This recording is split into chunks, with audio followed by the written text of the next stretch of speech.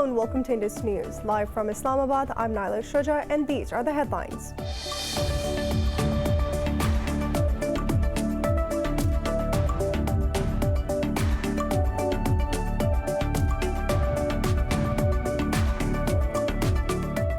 President Joe Biden says the United States will respond in a robust and meaningful way if Russia engages in harmful activities.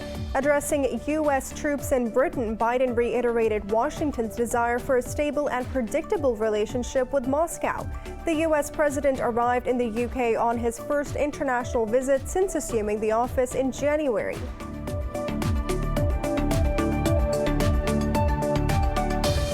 In Afghanistan's northern Baghlan province, at least 6 security personnel have been killed and more than 10 others wounded in a Taliban car bomb attack near a military base.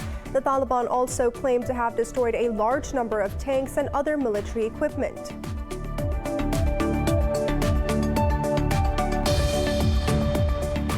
Israeli forces have killed 2 Palestinian security officers in the West Bank town of Jenin.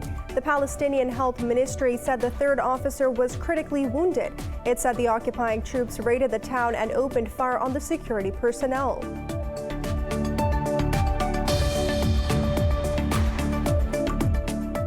India has reported world's highest 6,148 deaths from COVID-19, with more than 94,000 cases overnight. Meanwhile, Pakistan has registered 76 fatalities and just over 1,300 infections in the past 24 hours.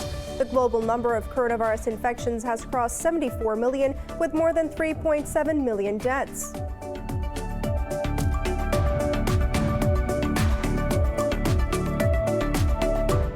For more news and details, stay tuned. We'll be right back after a short break.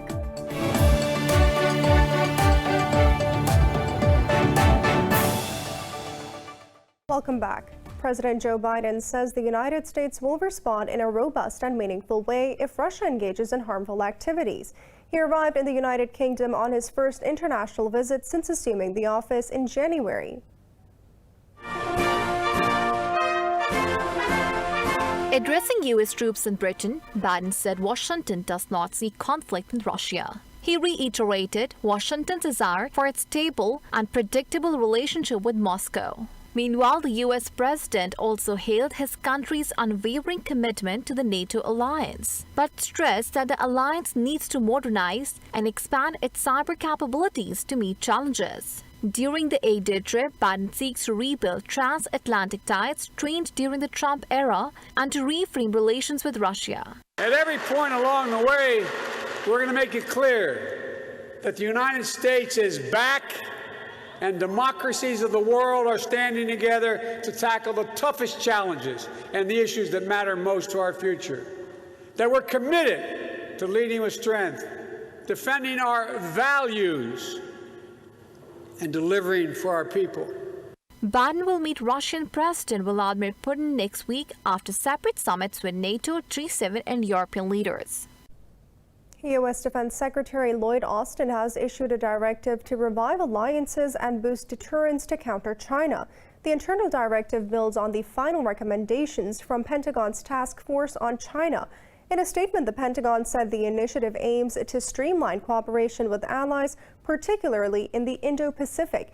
It said the efforts will accelerate the development of new operational concepts. However, the details of the initiative, some of which are classified, are still unclear. The Biden administration's defense budget has called for shifting billions in spending to modernize the military to deter China. Beijing has repeatedly dismissed such actions by the U.S. as hysterical, driven by Cold War mentality. In Afghanistan's northern Baghlan province, at least 6 security personnel have been killed and 10 others wounded in a Taliban car bomb attack near a military base. The military has confirmed the attack on the base located in Baghle-Shamal area of Pule-Khumiri city of the province. The military said the explosive-laden car was intercepted by the security forces before reaching its target. However, the Taliban also claimed to have destroyed a large number of tanks and other military equipment in the attack. Israeli forces have killed 2 officers of the Palestinian Authority's military intelligence service in the West Bank. The Palestinian Ministry of Health said the civilian was critically wounded in an attack in the northern Jenin city. Israeli forces raided the town and opened fire on security personnel outside the Palestinian military intelligence headquarters. Israeli media says the occupying forces were conducting an operation to arrest 2 suspects, but the Palestinian Authority says the Israeli Defense Forces did not inform them about any such operation. The Israeli army has refused to comment on the incident. The United States has urged caution after the Israel approved a controversial march by right-wing groups through the occupied East Jerusalem. The march was canceled earlier this week following warnings from Hamas of renewed hostilities if it proceeds. The parade, approved by outgoing Prime Minister Benjamin Netanyahu's cabinet, is now scheduled for June 15th. Tensions remain high in occupied Jerusalem, where protests have flared in Sheikh Jarrah over the forced evictions of Palestinian families. A Russian serviceman has been killed in a bomb attack on a military patrol vehicle in the Syrian governorate of Al-Hasakha. The Russian Defense Ministry said 3 other soldiers were wounded in the explosion.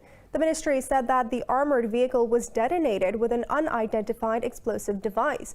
It added that the wounded soldiers are in stable condition. The U.S. says talks between Iran and the world powers for the revival of the 2015 nuclear deal will resume this weekend. Speaking in a virtual event, Deputy Secretary of State Wendy Sherman said there has been a lot of progress made so far.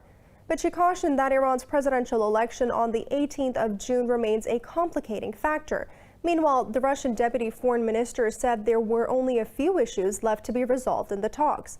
State media quoted Sergei Rabkov as saying that by this point, no major obstacles are there. Since April, there have been 5 rounds of indirect talks between the United States and Iran. The next round is expected to begin in Vienna on Saturday. India has reported the world's highest 6,148 deaths from COVID-19, with more than 94,000 cases overnight.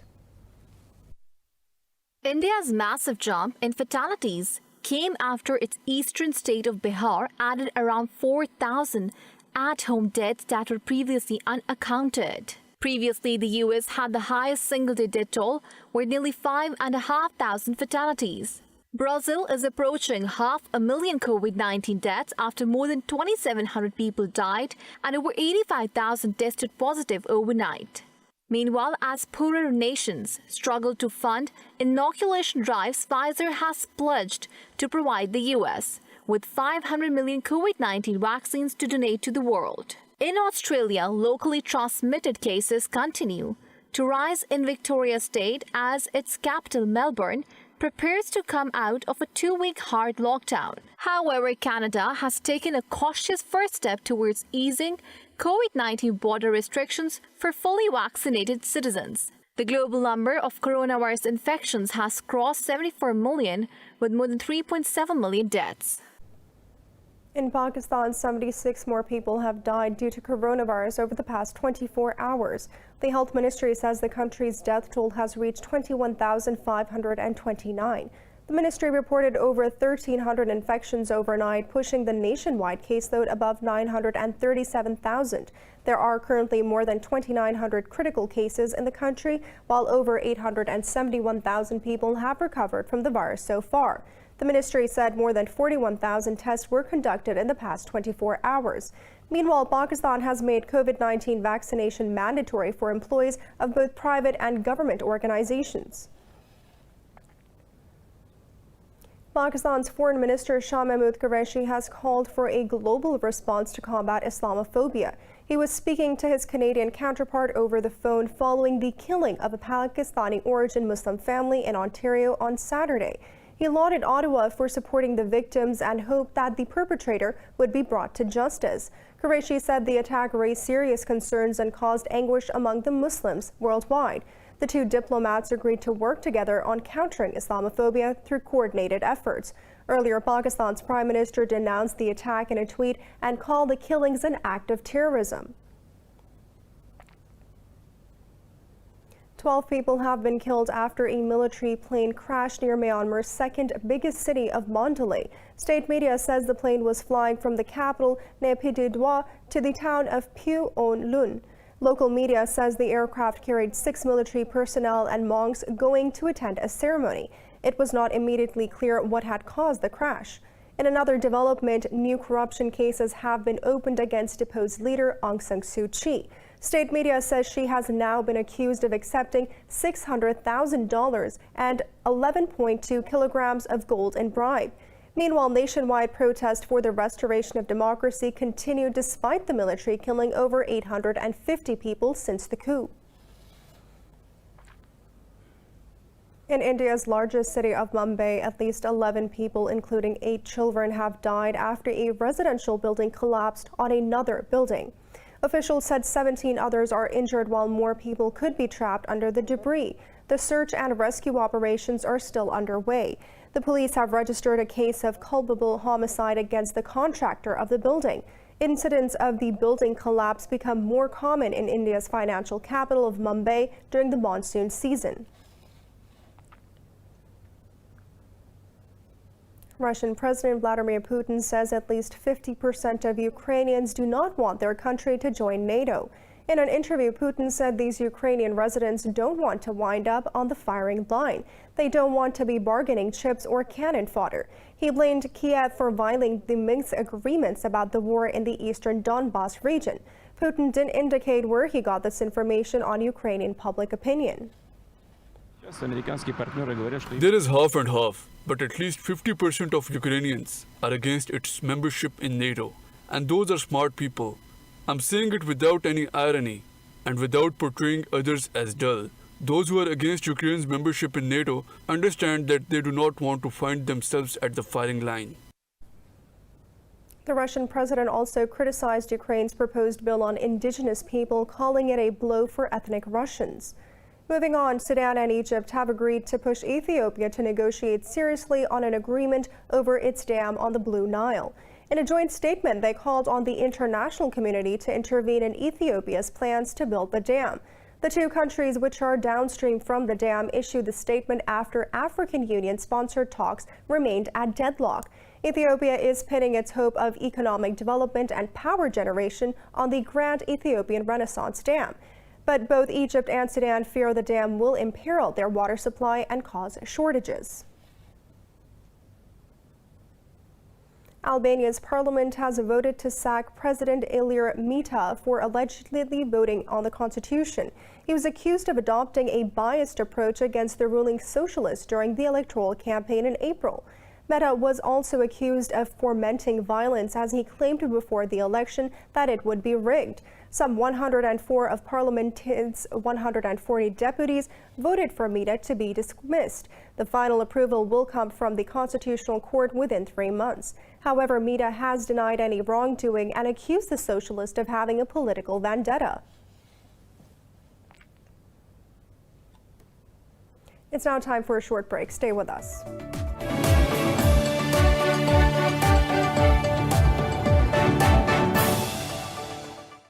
Welcome back. El Salvador has become the first country in the world to adopt Bitcoin as legal tender. With 62 votes, lawmakers approved President Nayib Bukele's proposal to accept the cryptocurrency.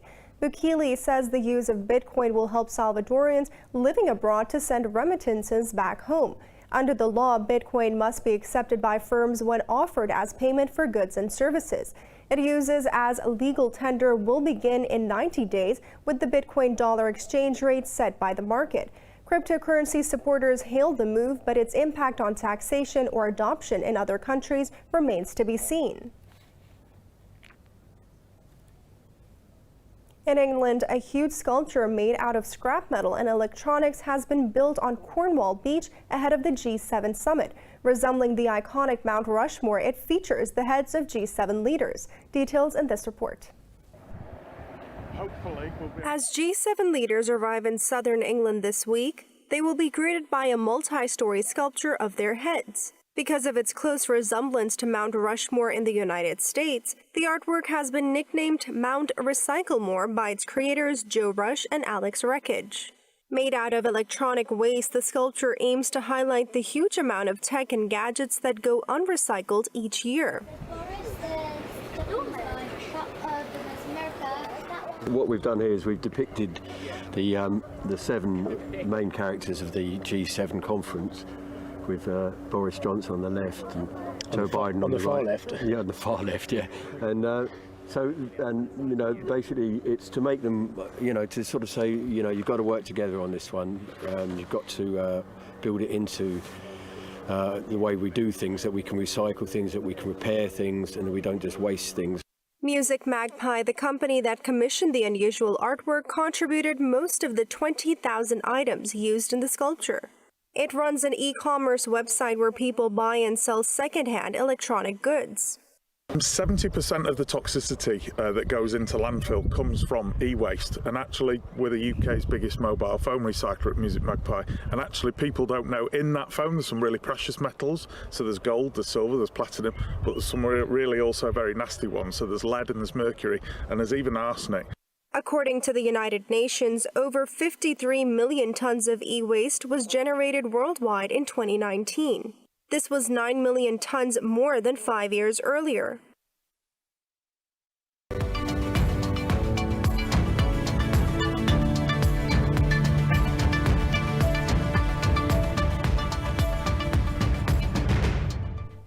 The United States and China have agreed to push forward trade and investment links. Commerce Secretary Gina Raimondo spoke to her Chinese counterpart Wang Wentao in the third round of trade talks. China's Commerce Ministry says the two sides also agreed to handle their differences properly. In a statement, the ministry said both leaders exchanged views frankly on relevant issues. They stressed the importance of U.S.-China dialogue and communication in business and trade. The ministry added Washington and Beijing agreed to maintain communication. Shares in the Asia-Pacific have advanced as investors looked ahead to the upcoming release of U.S. inflation data for May.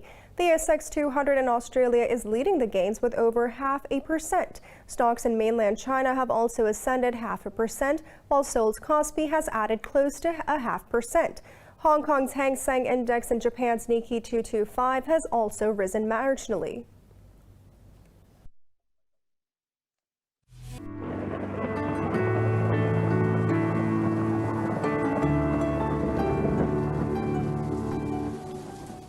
It's now time to take a look at the weather updates from around the world.